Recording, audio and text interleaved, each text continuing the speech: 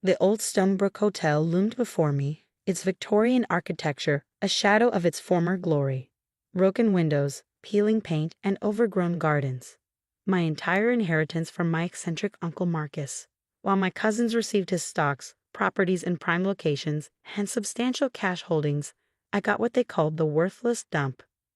Olivia, darling, you can't seriously be considering keeping this disaster. My Aunt Margaret's voice dripped with false concern as she picked her way through the debris-strewn lobby. The once grand chandelier hung precariously, its crystals dulled by decades of dust. I ran my hand along the antique reception desk, feeling the solid mahogany beneath years of neglect. Actually, I'm not just keeping it. I'm renovating it. The laugh that burst from my cousin William echoed through the empty space. With what money? Uncle Marcus left you a liability, not an asset. The property taxes alone will bankrupt you. He wasn't entirely wrong. At 28, my savings as a historical preservation specialist weren't exactly robust. But there was something about this place, something in the way Uncle Marcus had specifically chosen this property for me in his will. Remember what he used to say? William continued, examining his manicured nails. Olivia sees the value others miss. Well, there's nothing of value here, cousin. Sell it to me for a fair price, and I'll tear it down for a parking structure. I thought back to my last conversation with Uncle Marcus just weeks before his passing. We'd been looking through his collection of vintage photographs, many featuring the Stonebrook in its heyday. Pay attention to the details, Olivia, he'd said, his eyes twinkling with that familiar mischief. Sometimes the greatest treasures hide in plain sight. The property is mine, I said firmly, and I'm keeping it. My announcement at the family dinner that evening went about as well as expected. The grand dining room of my parents' house felt suffocating as familiar faces twisted with mockery and disbelief. She's lost her mind, my sister Diana declared, swirling her wine glass. First that useless degree in historical preservation, and now this. My father cleared his throat. Olivia, be reasonable. William's offer is generous considering the state of that place. You could invest the money in something sensible. The hotel was Uncle Marcus's passion project before he got sick, I argued.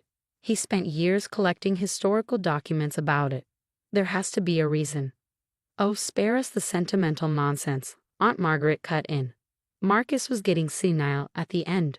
Why else would he saddle you with that money pit while giving the rest of us valuable assets? I pushed back my chair, unable to take another minute of their condescension. Maybe because he knew I was the only one who would appreciate it. The next morning, armed with cleaning supplies and determination, I entered my hotel. Sunlight streamed through broken windows, illuminating swirling dust motes and faded wallpaper. The grand staircase, though worn, still showcased intricate woodwork that would cost a fortune to replicate today. I started in what had once been the hotel's library. Boxes of Uncle Marcus's research materials sat untouched since his death. As I sorted through old photographs, blueprints, and newspaper clippings, a pattern began to emerge. The Stonebrook hadn't just been any hotel. In the 1920s, it had been a sanctuary for artists, writers, and musicians. Some of the greatest works of the era had been created within these walls. But more intriguingly, some of the wealthiest families of the time had also been regular guests.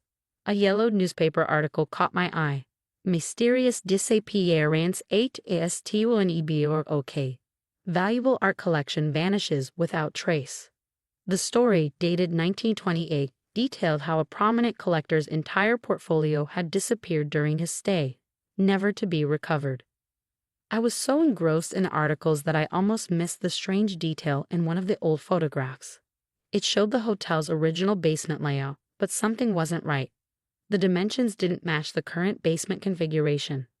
Armed with a flashlight and my phone's mapping app, I made my way down the creaking service stairs to the basement. The space was smaller than it should have been, significantly smaller. According to the original blueprints, there should have been an entire section that was now just wall. My heart pounding, I ran my hands along the rough stone surface. Uncle Marcus's voice echoed in my mind. Pay attention to the details. That's when I noticed it. A slight irregularity in the mortar pattern, and beside it, what looked like an ordinary electrical box. Except this hotel hadn't had electricity when it was built. With trembling fingers, I pulled open the rusted box. Inside wasn't electrical wiring, but a keypad. ancient by today's standards, but definitely not from the hotel's original era. Uncle Marcus's research materials included maintenance records from every decade. Flipping through the 1980s logbook, I found a sequence of numbers appearing repeatedly, circled in his distinctive red pen. Standing in the dim basement, I took a deep breath and punched in the numbers. The grinding sound of machinery nearly made me jump out of my skin. Decades-old mechanisms groaned to life as a section of the wall began to move, revealing a dark passage beyond. Uncle Marcus hadn't just left me a broken-down hotel. He'd left me its secrets. My flashlight beam cut through the darkness, revealing a room that time had forgotten. The air was stale, undisturbed for what must have been decades. As the beam swept across the space, I gasped. Paintings, dozens of them, stacked carefully against the walls, protected by dusty cloth covers, bronze sculptures, antique vases, display cases filled with jewelry that sparkled even beneath years of dust. With shaking hands, I pulled out my phone and began photographing everything. One painting in particular caught my eye. The signature in the corner made my heart stop. Could it really be? I carefully lifted the protective covering, revealing the full canvas. The authentication certificate was still attached to the back, dated 1926. This single painting, if genuine, would be worth millions. Now I understood why Uncle Marcus had spent years researching the hotel's history. He'd found the missing art collection, or more accurately, he'd known where it had been hidden all along. You see value where others don't, his words echoed in my memory. He hadn't just been talking about the hotel's architecture. The next morning, I made 2 calls, one to a renowned art authenticator and one to my lawyer. Within hours, my quiet hotel became a hub of activity as experts carefully cataloged and verified each piece. Miss Lawson, the head authenticator, pulled me aside, his voice trembling with excitement. This is extraordinary. These pieces, they've been considered lost for nearly a century. Museums around the world have been searching for this collection. I nodded, thinking of Uncle Marcus's meticulous research. How much? How much is it all worth? He adjusted his glasses. Based on preliminary authentication, conservatively, over $400 million. The room spun. I gripped the dusty reception desk for support. Of course, news traveled fast. By evening, my phone was exploding with messages from family members who had mocked me just days before. Darling, Aunt Margaret's voice oozed through my voicemail. We simply must discuss this wonderful discovery. I always knew you had your uncle's clever instincts. William's text was less subtle. Let's talk business. You'll need help managing this kind of wealth. I have connections. Even my father called, his tone completely transformed from dismissive to proud. Sweetheart, this is incredible. But you'll need guidance. The family should be involved in decisions about the collection. I let them all go to voicemail. Instead, I sat in the hotel's library, surrounded by Uncle Marcus's research materials, finally understanding the full story. The art hadn't been stolen, it had been protected. The original hotel owner had hidden the collection from looters during the financial crisis of 1929, but died before he could retrieve it. The secret had died with him until Uncle Marcus, with his passion for history, had pieced it together. A week later, I called a family meeting. They all came, of course, the same people who had ridiculed my decision to keep the hotel. The lobby had been cleaned and sunlight now streamed through repaired windows, making the crystal chandelier sparkle once again. The collection has been authenticated, I announced to the eager faces, and I've made some decisions. Excellent, William stepped forward, straightening his tie. I've already drafted some proposals for managing the assets. I held up my hand. The entire collection is being donated to the National Gallery. What? The collective shock was almost comical. With one condition, I continued calmly. It will be permanently housed here, in a specially constructed museum wing of the Stonebrook Hotel. You can't do this, Aunt Margaret sputtered. That collection is worth hundreds of millions. It belongs to the public, I said firmly, and the hotel will be restored to its original purpose, a sanctuary for artists and creators. The museum will ensure its sustainability, and the Stonebrook Arts Foundation, which I'm establishing, will provide residencies for emerging artists. But the money, Diana stammered.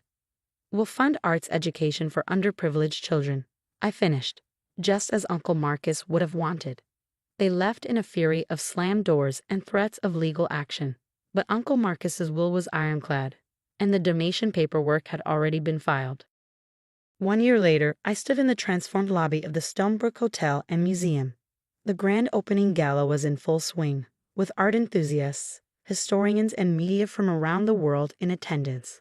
The hotel's rooms upstairs were fully booked with artists and residents, their creativity bringing new life to the historic halls. Children's art classes filled the renovated ballroom during the day, and the library had become a research center for art history scholars. Miss Lawson, a young artist, approached me, her eyes shining. "I can't thank you enough for the residency opportunity. This place, it's inspiring." I smiled, thinking of Uncle Marcus. Sometimes the greatest treasures aren't the ones you can sell, but the ones you can share. That evening, after the guests had gone, I made my way up to my private apartment on the top floor. The hotel's lights glowed warmly below, and in the distance I could see cars still lined up to visit the museum. On my desk sat a framed note, the last one Uncle Marcus had written to me, to Olivia, who always understood that true wealth isn't about what you keep, but what you create. The Stonebrook is yours now. Make it shine again.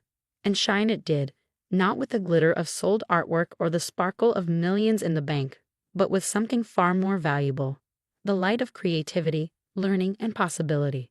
My family never understood why I gave away a fortune. But then again, they never understood why Uncle Marcus chose me for this legacy in the first place. Some treasures are worth more than money. A lesson the Stonebrook would continue to teach for generations to come.